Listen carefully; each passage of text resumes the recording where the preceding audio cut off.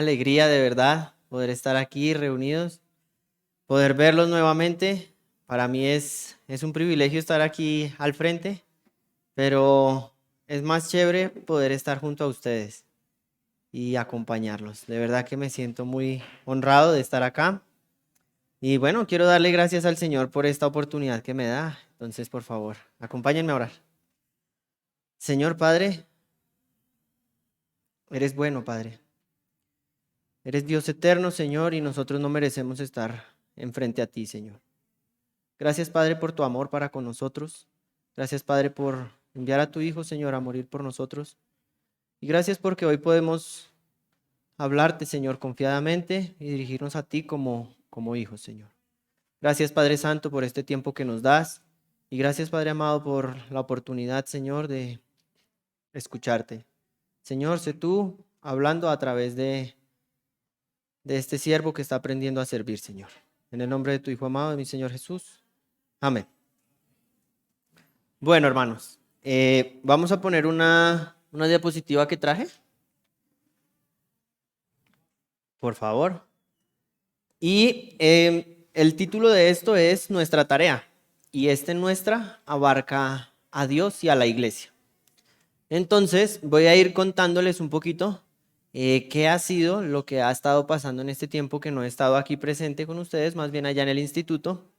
Y vamos a tomar esto como introducción para escuchar la palabra del Señor. Vemos la siguiente, por favor. Bueno, hemos hablado de discipulado y quiero mostrarles a Juan. Ya muchos lo conocen aquí, ¿cierto? Ha estado haciendo un excelente trabajo. Yo desde allá he podido estar pendiente y agradecido con el Señor por su vida y por todo lo que Él me ha ayudado a poder compartirles de lo que estoy aprendiendo. En 2 Corintios 9:15, Pablo agradece a Corinto, a la iglesia, porque es una iglesia que le gusta dar y bendecir a los hermanos. Yo le doy gracias a Dios por la vida de Juan, porque me ha permitido aprender y conocer mucho más de lo que él es y de las misiones. Veamos la siguiente, por favor. Quiero contarles un poquito acerca de esta imagen. Lo que pasa es que les tengo hoy una propuesta y es, ¿qué les parece si vendemos todo lo que tenemos entre todos, reunimos y se lo damos a ese señor que está allá? La verdad no sé bien cuál es el nombre de ese man, pero para que él gane. ¿Quién se anima? ¿Quién se atreve? ¿Quién dice yo? ¿No? ¿Nadie? ¿Ni uno? ¿No? Bueno, está bien. Entonces les voy a explicar un poquito mejor quién es, qué hace y por qué es que debemos vender todo y dárselo a él para que él gane. Pero como les digo, yo ni siquiera sé cómo se llama él. Entonces voy a llamar, le voy a pedir el favor a un amigo mío que pase al frente para que nos ayude a explicarnos quién es, qué hace y en qué consiste esto. Gracias, Juan.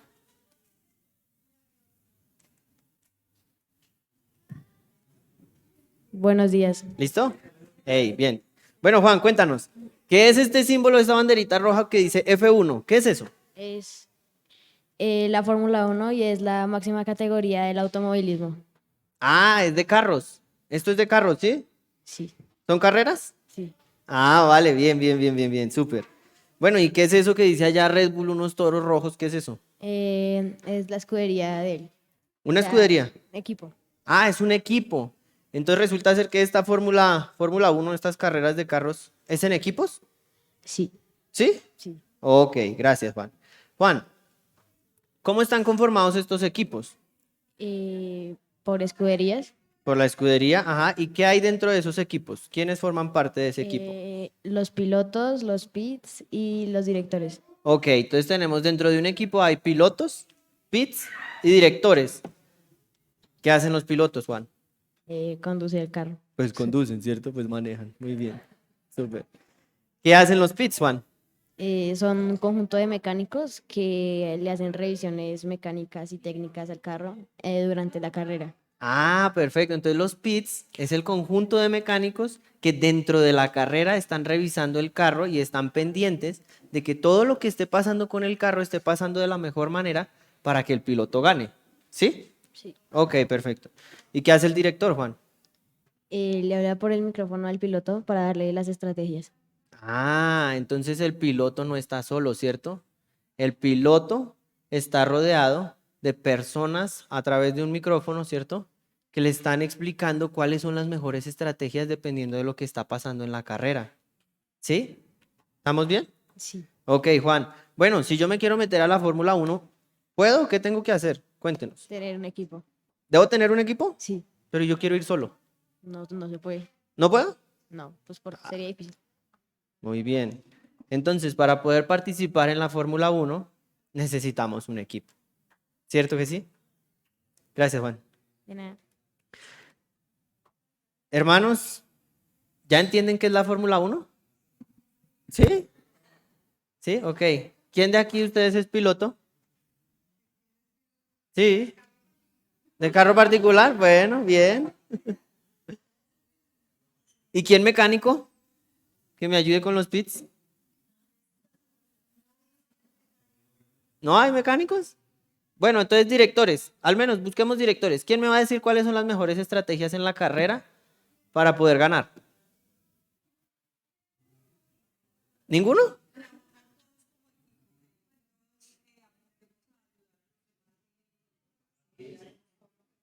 Ok, trabajo en equipo y rapidez. Ok, muchas gracias. Bueno, dejemos este tema aquí, dejémoslo pendiente, porque tal vez al final puede ser que vendamos todo y apoyemos a ese señor, que sigo sin saber cómo se llama. Acompáñenme, por favor, hermanos, a Mateo 28. Vamos a leer los pasajes del 18 al 20. ¿Puedes poner la siguiente, porfa?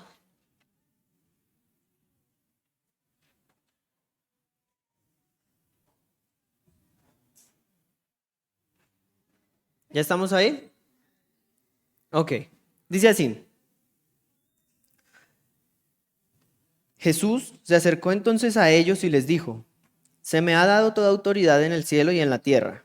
Por tanto, vayan y hagan discípulos de todas las naciones, bautizándolos en el nombre del Padre y del Hijo y del Espíritu Santo, enseñándoles a obedecer todo lo que les he mandado a ustedes. Y les aseguro que estaré con ustedes siempre, hasta el fin del mundo. Padre, te damos gracias por este día, Señor, y sé tu guía. Bueno, también les voy a contar un poquito más de lo que estuvo pasando allá en este mes de agosto. Como algunos de ustedes saben, hubo un evento, un campamento, un retiro juvenil que se llama Rejuvalí, ¿sí? Y puedes poner la siguiente, porfa. En el Rejuvalí que tuvimos allá, la intención era dar a conocer a Cristo y explicar un poco acerca de las misiones. El versículo lema que tuvo este año el Rejuvalí fue Romanos 10:15. Dice así, ¿y cómo predicarán sin ser enviados? Así está escrito, qué hermosos son los pies de los que anuncian las buenas noticias. Podemos poner la siguiente, la siguiente es un video recopilatorio más o menos de lo que fue el evento.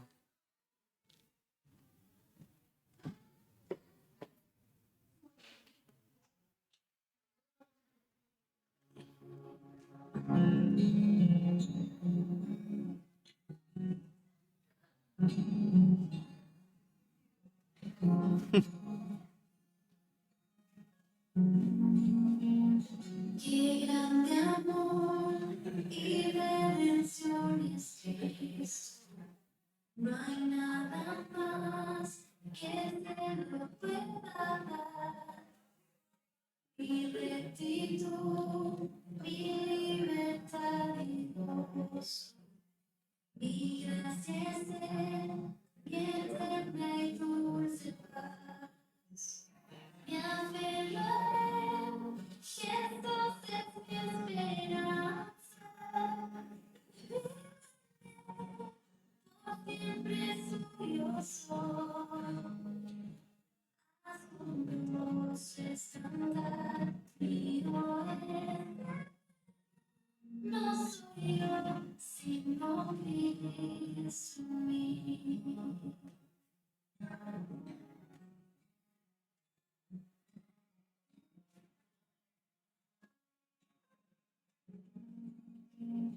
Tinieblas hay, mas no soy olvidado, pues junto a mí el Salvador está.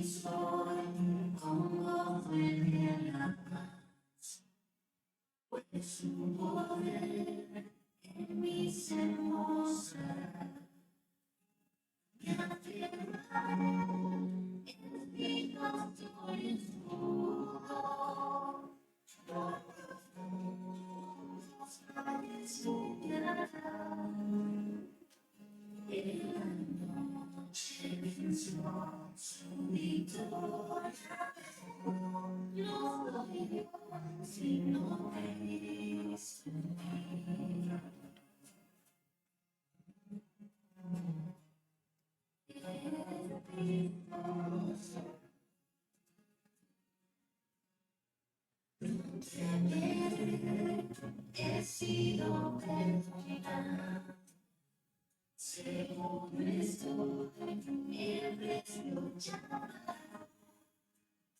Su sangre sufrió por mis pecados, redimido, eterno. Mi alma ya no soy condenado. Jesús, mi bien intercesor, las cadenas rompió, libertad me atoró. No soy yo, sino Cristo en mí.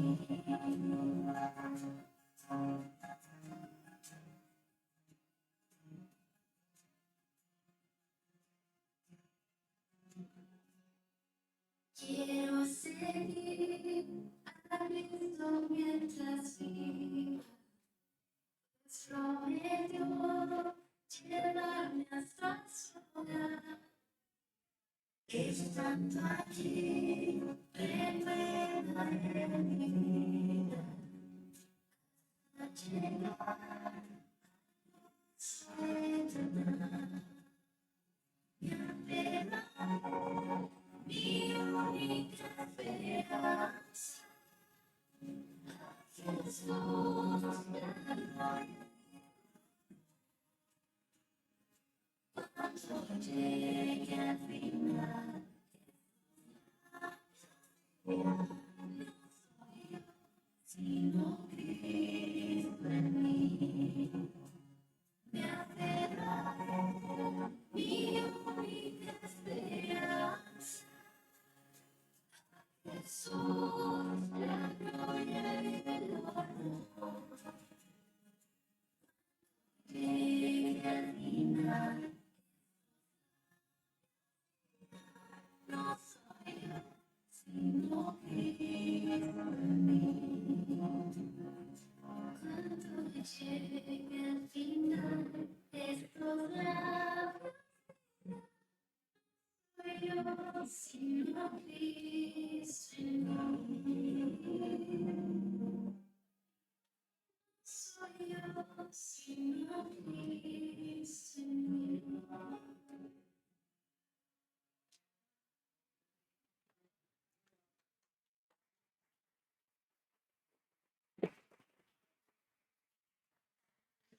Bueno, muchas gracias. Ahora le voy a pedir el favor a nuestra hermana Gina, que nos estuvo acompañando en el tiempo del Rejuvalí, que pase al frente para que nos cuente un poquito de la experiencia que tuvo, cómo lo vivió y qué fue para ella.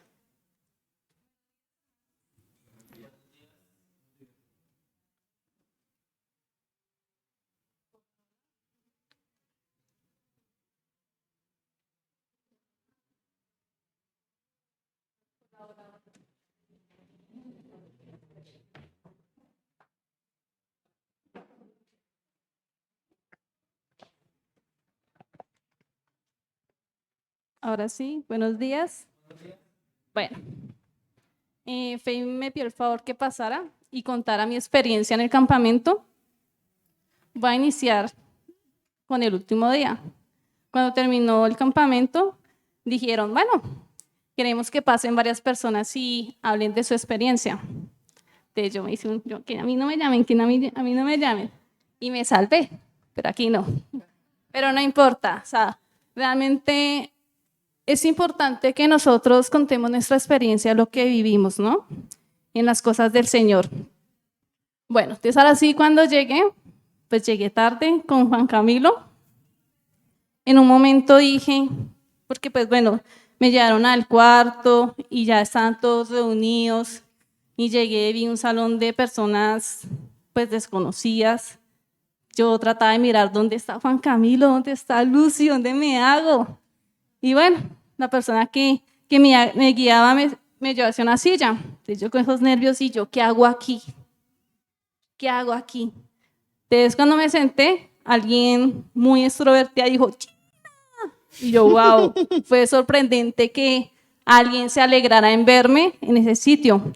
Una persona, una amiguita que ha venido aquí a la iglesia, que es estudiante del instituto, entonces me dio me dio un caluroso abrazo y yo, wow, genial, que el Señor va a hacer en este campamento conmigo.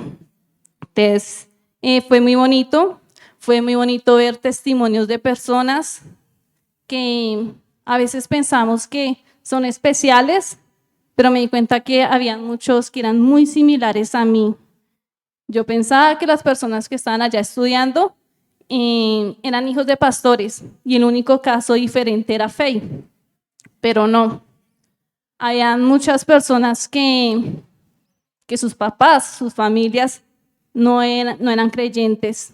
Entonces, ellos nos contaban su testimonio de que han tenido dificultades y que se rebelaron, fueron en contra de todo, pero usando la mejor arma, la oración.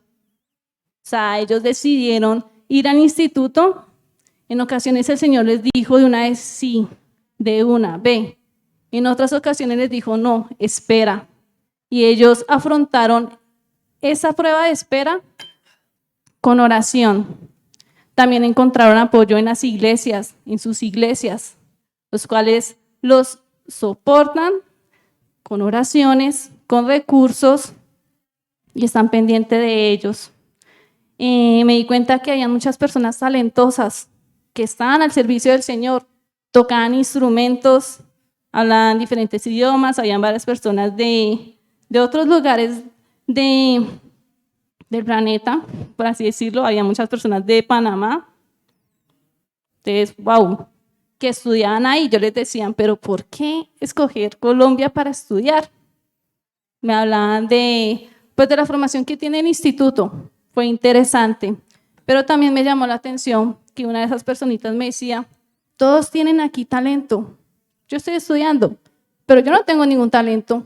Yo decía, seguramente sí lo tiene, claro que lo tiene, y el Señor lo está desarrollando, pero el Señor usa personas con talentos notorios y también personas que sus talentos, sus habilidades están en desarrollo. Entonces me motivó mucho para seguir trabajando en la obra del Señor, porque todos somos misioneros. No solo tenemos que ir al instituto, sino también podemos apoyarlos a ellos, especialmente con oración. La mayoría de las personas que conocí están prontos a terminar y tienen que ir a hacer unas prácticas y les toca ir a unas comunidades. Probablemente hablen otro idioma, esas comunidades. Probablemente sea en sitios rurales, que sea difícil de adquirir recursos. Ustedes necesitan que nosotros oremos por ellos y los conozcamos y los vamos a apoyar en lo que el Señor permita que podamos apoyarlos. Gracias. Muchas gracias, Gina.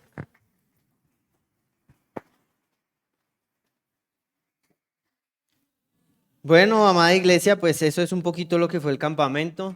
Muchas gracias por vivir esta experiencia. Para mí, pues evidentemente, estar detrás bambalinas, ayudando, moviendo, corriendo, haciendo cosas fue otra visual, pero realmente el impacto que tiene es muy bueno, es muy positivo. Y bueno, ahora sí, vamos a ver qué es lo que tiene que ver todo esto que hemos hablado. ¿Qué tiene que ver la Fórmula 1? ¿Qué tiene que ver un campamento? ¿Qué tiene que ver? ¿Qué es eso? Vamos a ver un poco de eso. Y para esto quiero hacer dos preguntas, no son preguntas reales, pero a modo de incógnita es, ¿cuál es el corazón de Dios y qué es lo que Dios quiere? Y para responder esto podemos ir a Mateo 16 al 18. Mateo 28, versículos 16 al 18. Es la siguiente diapositiva. Eso, gracias. Dice así: los 11 discípulos fueron a Galilea, a la montaña que Jesús les había indicado. Ahí atrásito Jesús les estaba diciendo que cuando Él resucitara se veían en Galilea. Cuando lo vieron, lo adoraron, pero algunos dudaban. Jesús se acercó entonces a ellos y les dijo: se me ha dado toda autoridad en los cielos y en la tierra. ¿Por qué se le dio autoridad a Jesús? ¿Por qué Jesús es digno de tener toda la autoridad de lo que hay arriba en el cielo que no vemos y de lo que hay aquí en la tierra que sí vemos? La respuesta a eso es un pasaje muy conocido, está en Filipenses 2 del 5 al 11. Yo se los voy a leer solamente para que lo sepan. Y habla Pablo a la iglesia de Filipos diciéndoles así: la actitud de ustedes debe ser como la de Cristo Jesús, quien siendo por naturaleza Dios, no consideró el ser igual a Dios como algo a que aferrarse. Por el contrario, se rebajó voluntariamente, tomando la naturaleza de siervo y haciéndose semejante a los seres humanos. Y al manifestarse como hombre, se humilló a sí mismo y se hizo obediente hasta la muerte y muerte de cruz. Por eso, por hacerse obediente hasta la muerte y muerte de cruz, dejando todo lo que él tenía, Dios lo exaltó hasta lo sumo y le otorgó el nombre que está sobre todo nombre, para que ante el nombre de Jesús se doble toda rodilla en el cielo y en la tierra y debajo de la tierra, y toda lengua confiese que Jesucristo es el Señor, para gloria de Dios Padre. Ese es el motivo por el cual Jesús tiene toda la autoridad, ¿cierto? Y vamos a ver también en Juan 10:30 nos dice Jesús: el Padre y yo uno somos. Él está hablando del buen pastor. Jesús siendo Dios. Pasemos a la siguiente diapositiva, por favor. Segunda de Pedro 3:9 nos dice qué es lo que Dios quiere. Nos está explicando. Dice así: en realidad, no es que el Señor sea lento para cumplir su promesa como algunos piensan. Al contrario, es paciente por amor a ustedes. No quiere que nadie sea destruido, quiere que todos se arrepientan. Pedro nos está explicando que en los días postreros este mundo va a ser destruido y que no tiene salvación esta tierra. Y que hay muchas personas que pensamos que Dios está demorado. ¿Qué pasa que no llega? ¿Qué pasa que mire tan malo que estamos y no llega? Y Pedro nos está explicando, no es que Dios esté demorado. Lo que pasa es que está esperando a que todos se arrepientan, a que la mayoría de las personas, a que llegue su palabra hasta todo último rincón, porque Dios no quiere que nadie se pierda. Ese es el corazón del Señor. El corazón de Dios para con la humanidad es que nadie se pierda. La pregunta aquí es, ¿qué tengo que ver yo con eso, cierto? Pues si es el corazón de Dios, súper, pero ¿y yo qué? ¿Qué me toca a mí? ¿Por qué me cuentan esto a mí? ¿Cuál es mi parte? Pasemos a la siguiente, por favor. Para esto vamos a hablar de qué son las misiones y cuál es la misión. Es curioso que en la Biblia en ningún lado encontramos la palabra misión, pero sin embargo todo el tiempo estamos oyendo hablar de que hay misioneros, de que hay misiones y de que tenemos que ir y hacer, pero nunca hemos oído que la Biblia misma nos diga, mire, esta es su misión. ¿Cierto que sí? Seguimos leyendo Mateo 28, 19 al 20. Por tanto nos indica como Jesús tiene toda autoridad en el cielo y en la tierra, y además es Dios y conoce el corazón del Padre, da una orden: vayan y hagan discípulos de todas las naciones. No es una pregunta o no es si a usted le parece o no. Lo que él le dice a sus discípulos es, como yo tengo toda autoridad, como yo soy el dueño de todo, los mando a que vayan y hagan discípulos en todas las naciones, bautizándolos en el nombre del Padre y del Hijo y del Espíritu Santo, y enseñándoles a obedecer lo que les he mandado a ustedes. Entonces, ¿cuál es la misión? Una misión es una tarea encomendada. En este caso, la tarea que Jesús nos deja a los discípulos es ir y hacer discípulos en todas las naciones. Esa es la tarea, esa es la misión. La pregunta es, ¿alguno de aquí está haciendo discípulos? ¿Alguien? ¿Uno que esté haciendo discípulos? ¿Sí hay? Ah, perfecto. Entonces aquel que está haciendo discípulos está siendo misionero. Es por eso que Gina nos contaba que el misionero no es el que está ya estudiando en un instituto y capacitándose, sino que los misioneros somos todos nosotros. Absolutamente cada uno de nosotros que ha creído en el Señor Jesús tiene el poder para dar testimonio de Él y poder cumplir con la misión, la tarea que Él nos ha dejado. ¿Por qué nosotros tenemos poder para cumplir con esto? Les voy a leer Hechos 1:8. Dice el Señor Jesús hablándole a sus discípulos: Pero cuando venga el Espíritu Santo sobre ustedes, recibirán poder y serán mis testigos. Ni siquiera les está preguntando si quieren ser, sino que les está diciendo, ustedes van a ser mis testigos. ¿En dónde? Tanto en Jerusalén como en toda Judea y Samaria, hasta en los confines de la tierra. Nosotros tenemos poder. Nosotros podemos decir que somos misioneros porque creemos en Cristo. No es porque yo estoy en un instituto, no es porque estoy estudiando o no es porque estoy preparado. Es porque tenemos al Espíritu Santo adentro, es porque creemos en Cristo. Sin embargo, Dios no quiere que yo haga esto solo. ¿Por qué no? Se preguntarán. Bueno, pues resulta ser que Dios nos deja a nosotros la iglesia y nos va a decir cómo es que va a funcionar la iglesia para este tema de la misión, ¿cierto? ¿Cómo podemos ser parte como iglesia? Veamos la siguiente. Algunas de las herramientas de las misiones son, ¿cómo es que la iglesia se ve involucrada en las misiones? ¿Cómo es que nosotros nos vemos involucrados en las misiones? ¿Y cómo es que nosotros como congregación local nos vemos involucrados en las misiones? Bueno, Jesús dijo, vayan. ¿Qué hay que tener para ir? Pies, ¿cierto? Entonces, teóricamente la iglesia es los pies del evangelio.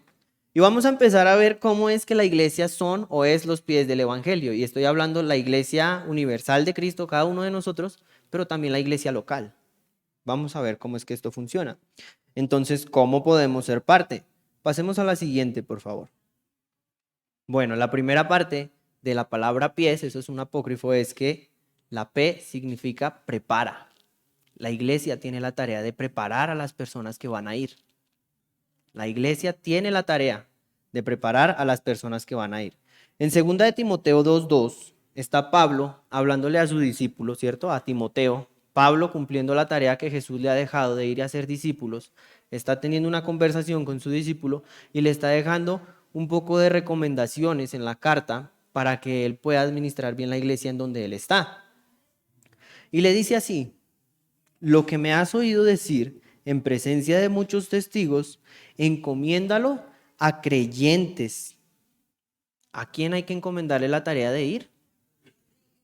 A creyentes. Muy bien. Dice, a creyentes dignos de confianza, que a su vez estén capacitados para enseñar a otros. La tarea de la iglesia no es que me prepara a mí para que yo vaya.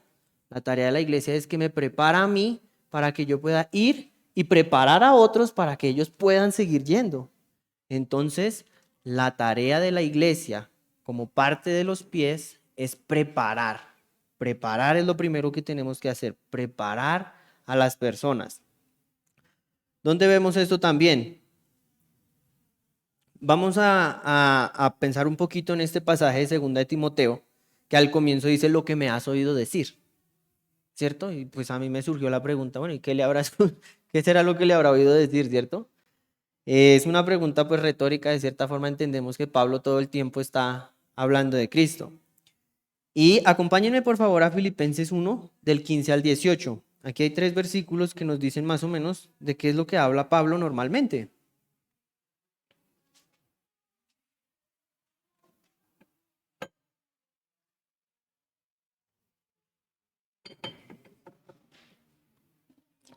Filipenses 1, del 15 al 18 dice así. Es cierto que algunos predican a Cristo por envidia y rivalidad, pero otros lo hacen con buenas intenciones. Estos últimos lo hacen por amor, pues saben que he sido puesto para la defensa del Evangelio. Aquellos predican a Cristo por ambición personal y no por motivos puros, creyendo que así van a aumentar las angustias que sufro en mi prisión. ¿Qué importa? Al fin y al cabo, y sea como sea, con motivos falsos o con sinceridad, se predica a Cristo. Por eso me alegro y es más, seguiré alegrándome. ¿Qué es lo que Pablo hablaba? ¿Qué es lo que Pablo decía? ¿Qué es eso que lo escuchaban decir sus discípulos, los de Pablo? A Cristo. Muy bien. En 1 Corintios 2, 1 y 2 vemos otro ejemplo de lo que Pablo habla. Si quieren yo lo puedo leer. Dice así. Yo mismo, hermanos, cuando fui a anunciarles el misterio de Dios, no lo hice con gran elocuencia y sabiduría. Me decidí más bien, estando entre ustedes, a no saber de cosa alguna, excepto de Jesucristo y de este crucificado. ¿Qué era lo que Pablo decía? Bueno, muchos conocen el perfil de Pablo, ¿no? Un gran estudioso, un gran letrado. Entendemos que era un doctor en el tema de la ley, ¿cierto? Que entendía muy bien qué era lo que estaba hablando en cuanto a la palabra de Dios.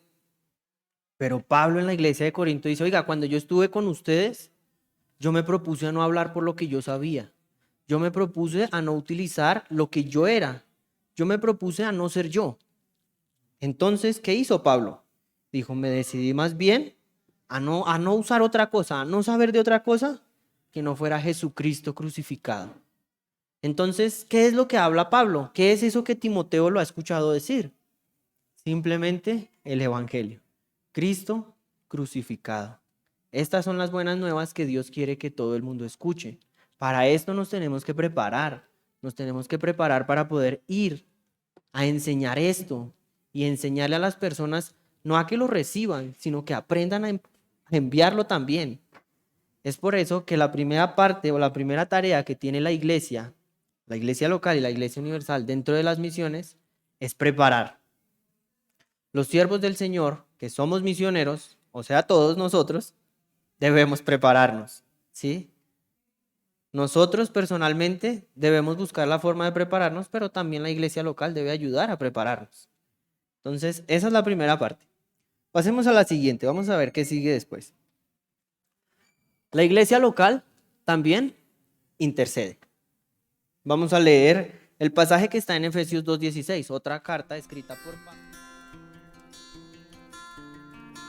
Le pido que, por medio del Espíritu y con el poder que procede de sus gloriosas riquezas, los fortalezca a ustedes en lo íntimo de su ser. Esta es una oración que Pablo le está haciendo a Dios. Pablo está orando a Dios, ¿cierto? Y le está pidiendo que la iglesia en Éfeso se fortalezca. Pablo, el fundador de la iglesia, está hablando con Dios y le está diciendo, Señor, fortalécelos. Ellos están aprendiendo, ellos te están conociendo, dales fortaleza. Nosotros, como la iglesia universal y la iglesia local, debemos estar constantemente intercediendo por las personas que quieren ir a compartir del evangelio. Y cuando yo digo ir, no me refiero a ir a la selva o lejos. Si usted está yendo a su trabajo a compartir de Cristo, mi tarea sería estar orando por usted para que el Señor lo fortalezca en su trabajo y usted pueda compartir de Cristo, porque la tarea no es fácil. Nosotros solos nos va a costar mucho trabajo lograr esto, pero el Señor nos ha dado la iglesia en comunión, en unidad, para que todos podamos llevar a cabo correctamente la tarea que Él nos ha dejado. Otros ejemplos que hay, este me gusta mucho, está en Lucas 22, 31 al 32, de personas orando por otros. Dice así, Lucas 22, 31 al 32, Jesús hablando. Simón, Simón, mira que Satanás ha pedido zarandearlos a ustedes como si fueran trigo. Pero yo he orado por ti para que no falle tu fe. Y cuando tú te hayas vuelto a mí, fortalece a tus hermanos. Qué ejemplo que tenemos acá, ¿no? A veces pensamos que orar es como... Yo les voy a contar algo particular mío de lo que yo creía al comienzo, antes de conocer al Señor y mientras que empezaba. Y para mí la oración era como eso que hacen los viejitos allá atrás, que entran y mijito, voy a estar orando por ustedes. Nosotros no nos imaginamos lo que es interceder por los demás. Y más cuando las personas que nos rodean están procurando ir a compartir de Cristo para que la gente se salve. La gente afuera se está muriendo. Y nosotros tenemos la respuesta en la mano. Simplemente tenemos que interceder. Personal y localmente. Todos tenemos que estar intercediendo por aquellos que tienen ganas de ir. Vuelvo y les digo, a su trabajo, a su casa, a sus familias, con sus vecinos. Permítanos estar orando por esto también. Y otro Otro pasaje que nos ayuda con el tema de la oración para entenderlo así de forma rápida está en Mateo 9, 37 y 38. Este es más conocido. Dice, la cosecha es abundante, pero son pocos los obreros. Jesús dijo a sus discípulos. Por tanto, le dice Jesús, Dios, a sus discípulos, pidan al Señor de la cosecha que envíe obreros a sus campos. Dios diciéndole a hombres que intercedan para que se levanten más hombres que quieran ir a cumplir la tarea que el Señor está haciendo, que quieran caminar con el Señor, que quieran conocer el corazón de Dios. Es nuestra tarea estar constantemente orando nosotros por personas aquí adentro en nuestra iglesia local, por seres queridos, por familiares que quieran servirle al Señor, que quieran trabajar para el Señor. Vamos a pasar a la siguiente. La siguiente parte de los pies es que la iglesia envía. Bueno, vamos a esperar. La iglesia envía. Ya vimos que la iglesia prepara, ¿cierto? Debemos prepararnos para ir. Debemos interceder para poder ir, sea para llegar a algún sitio, o sea por las personas que están escuchando, o sea por fortaleza, pero debemos estar intercediendo. La tercera parte es que la iglesia envía. Es la iglesia quien envía. ¿Yo me puedo enviar solo? ¿Yo puedo decir me voy y me fui? Lo que el Señor quiere es que participemos todos juntos en la tarea que Él nos ha dejado, porque somos uno en Cristo. Porque somos uno en Cristo, es que Él quiere esto. Todos tenemos el mismo Espíritu Santo y la tarea es de todos. Dice así, Filipenses 4, versículos 14 y 15. Sin embargo, han hecho bien en participar conmigo en mi angustia. Pablo hablándole a la iglesia. Y ustedes mismos, filipenses, saben que en el principio de la obra del Evangelio, cuando salí de Macedonia, ninguna iglesia participó conmigo en mis ingresos y gastos excepto ustedes. Es la iglesia quien envía. Es la iglesia quien envía. La iglesia es la encargada de buscar junto al Señor el lugar a donde el Señor quiere que nosotros estemos yendo. Eso no es una tarea de mí solo, o de usted solo, o de alguno de nosotros solo. Esto es una tarea que el Señor nos ha dejado a todos, ¿sí? Y es la iglesia la encargada de acompañar a la persona que quiere ir durante todo el proceso. En este caso, vemos a Pablo diciéndole que aunque él tenía otras iglesias, ¿cierto? Él está diciendo a la iglesia en Filipos que aunque él tenía otras iglesias, que ninguna quiso participar, que ninguna se quiso hacer cargo para que él saliera de Macedonia. Pero que ellos de Filipos, como entendían a dónde iba a llegar y qué quería hacer, lo apoyaron, lo enviaron, ¿cierto? Más adelante también dice que se ocuparon de sus gastos y demás, pero por ahora quiero que pensemos en que es la iglesia quien lo está enviando. Es la iglesia quien lo está enviando. Y quiero regresar a los pasajes, o quiero que sí, busquemos, acompáñenme a buscar Romanos 10, 14 y 15, que fue el pasaje lema del Rejuvalí.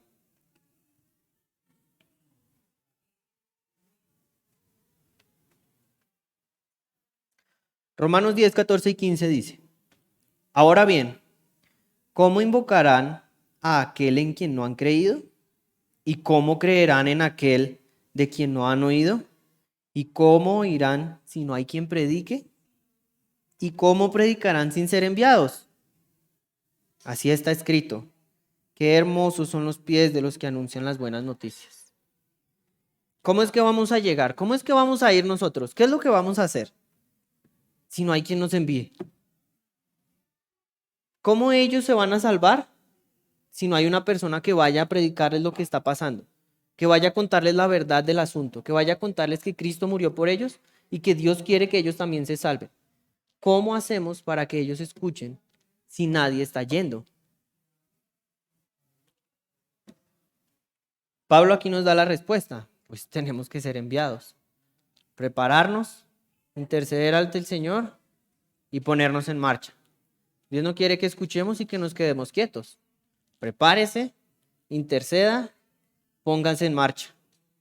Prepárese, interceda y póngase en marcha.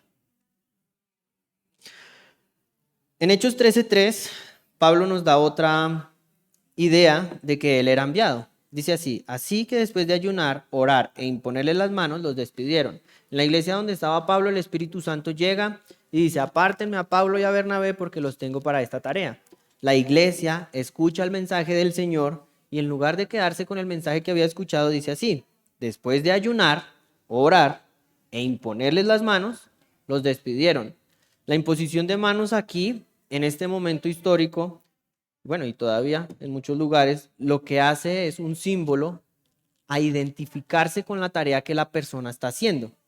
Cuando la iglesia imponía las manos sobre las personas, lo que hacían era hacer un símbolo público de que ellos estaban de acuerdo con la tarea que la persona iba a ir a cumplir. ¿Sí? Se estaban identificando con ellos. Es por eso que la iglesia ayuna, ora, impone las manos, se identifica con Pablo y Bernabé porque el Señor los ha mandado y los despide. Vayan. No les dijo y los dejó ir. Los despiden. Chao, vaya. Vaya. Es la iglesia la que tiene que enviar. Entonces hasta ahora hemos visto el corazón del Señor es bueno. Quiere que todos se salven, ¿cierto? Dios tiene autoridad y nos ha mandado a sus discípulos a que siendo uno en el cuerpo de Cristo a través del Espíritu Santo con Él, vayamos, ¿cierto? Para aquellos que puedan escuchar. ¿Cómo van a escuchar? A través del discipulado. Y hemos visto que en medio de ese ir, vayan y hagan discípulos, está involucrada la iglesia y tiene hasta ahora 3 tareas. La iglesia es los pies del evangelio. La iglesia prepara, intercede y envía. Y vamos a llegar a la parte final de estos pies del evangelio, ¿cierto? Que es la S. Pasemos a la siguiente, vamos a retomar el pasaje de Filipenses 4, 14 y 15, donde nos dice ahora que la iglesia, aparte de preparar, interceder y enviar, la iglesia también sostiene.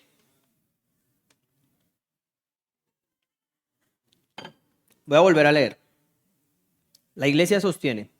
Filipenses 4, 14 y 15. Otra vez, Pablo dice, sin embargo, han hecho bien en participar conmigo en mi angustia. La iglesia participaba en lo que Pablo se preocupaba.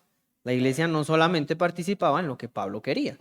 La iglesia veía a Pablo angustiado y le preguntó, bueno, ¿y usted qué tiene? ¿Por qué no? Mire, me está pesando esta gente. Uy, sí, hermano, tiene razón. Sigamos leyendo. Y ustedes mismos, filipenses, saben que en el principio de la obra del Evangelio, cuando yo salí de Macedonia, ninguna iglesia participó conmigo en mis ingresos y gastos, excepto ustedes. Este es un tema que es importante y es que es la iglesia la que debe sostener la obra del Señor. Aquí vamos a estudiar un poco y a ver un poco cómo es esto que nosotros debemos sostener la obra del Señor. Pablo le está dando gracias a la iglesia en Filipos de que cuando él quiso emprender un viaje, ¿cierto? Al comienzo, cuando estaba predicando, nadie más quiso ayudarlo. Pero ellos sí, se preocuparon por lo mismo que él se preocupaba y además le dieron lo necesario económica o físicamente para que pudiera ir. ¿Ir a qué? A predicar, a llevar el evangelio, a que la gente se salve. A que la gente se salve. Vamos a ver un pasaje en Lucas 8, del 1 al 3.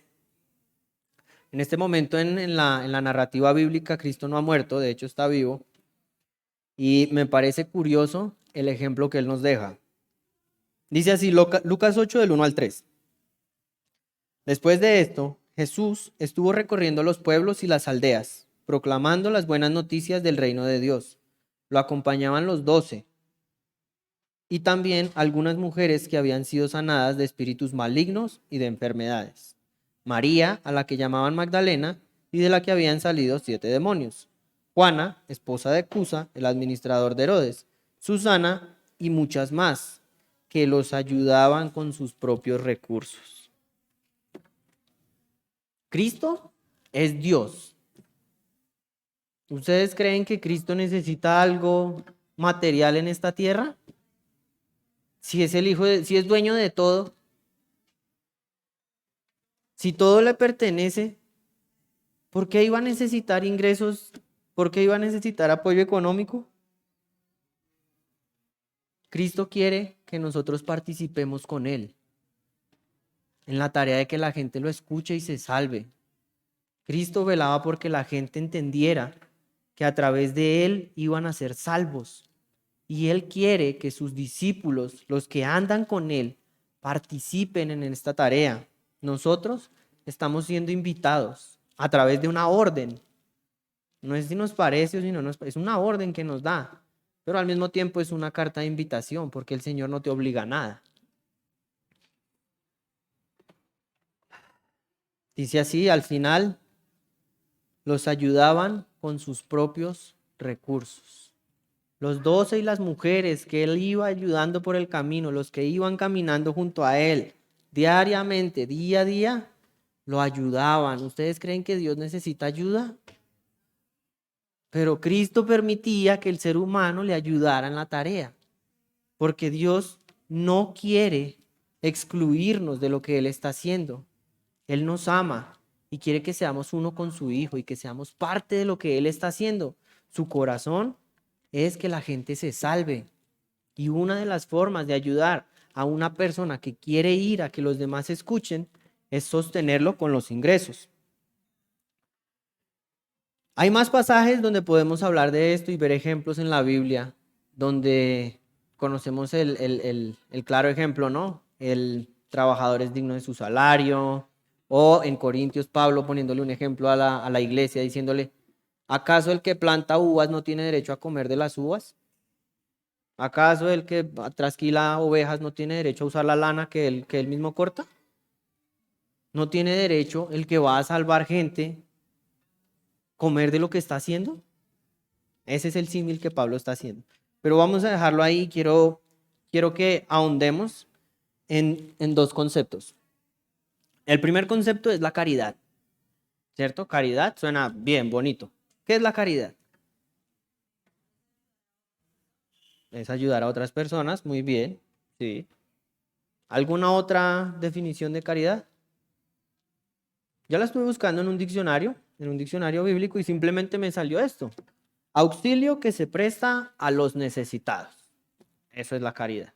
¿La caridad está bien? ¿El Señor quiere que usted auxilie a los que están necesitados? Muy bien. Y vamos a ver otro término que es identificarse. Quiero que pensemos en este término y qué significa identificarse. Identificarse dice llegar a tener las mismas creencias, propósitos, deseos, etcétera, que otra persona. Eso es identificarse con él. La pregunta es, ¿ustedes creen que esos 12 y esas mujeres que andaban con Jesús le daban cosas por caridad? ¿Ustedes creen que lo veía y decía, ay, pobrecito, no tiene que comer? ¿Ustedes creen que esas personas iban donde la gente, después de haber entendido que Cristo era la salvación, los veían perdidos y decían, ay, pobrecito Cristo, no tiene sandalias? Hermanos, la caridad es buena y es del Señor, pero la caridad no es para los creyentes. Nosotros no debemos tener caridad entre nosotros. Nosotros debemos identificarnos con nuestros hermanos, ser unos en Cristo. Si algún hermano está pasando por una dificultad, yo no tengo que darle algo, "Ay, pobrecito, no, y entonces un pancito para que coma". Entre hermanos, él debería comer igual de bien que yo. Y yo debería estar sintiendo el mismo dolor por él que si fuera yo mismo el que estoy pasando por la situación. Entonces, quería profundizar en eso porque muchas veces entendemos que la obra misionera, llámese transcultural allá lejos, o en el trabajo, o aquí o allá, o en el barrio pobre, o en donde sea, el misionero pobrecito no tiene zapatos para ir al barrio. Pobrecita la gente que no tiene a Cristo. Nosotros teniendo a Cristo lo tenemos todos, no somos pobres de nada.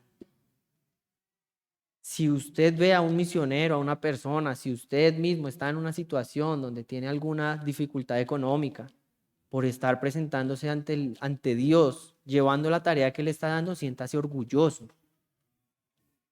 Siéntase orgulloso de que usted está haciendo lo que Cristo hizo. Y si usted ve a algún hermano y usted tiene cómo ayudarle, no le ayude por caridad, porque él tiene a Cristo. No lo ofenda. Identifíquese con él y entienda que él está llevando la salvación a personas a las que tal vez yo no quiero ir, o no puedo, o mi situación ahorita no me lo permite. Pero no se trata de que el pobrecito no tiene que comer. Se trata de ver que Él quiere cumplir lo que el Señor nos ha dado y que tal vez hoy yo no tengo la posibilidad por mi situación, por lo que estoy pasando, de ir hasta allá con Él. Pero si puedo identificarme con Él y ayudarle con algo, que sea a modo de que entiendo lo que Él está haciendo, no que sea a modo de pobrecito que no tiene nada que hacer. Bueno, pongamos la siguiente diapositiva, por favor. Este es el resumen. Acaba en Mateo 28, la parte B. Y dice así: les aseguro que estaré con ustedes siempre hasta el fin del mundo. Nosotros estamos solos haciendo esta tarea.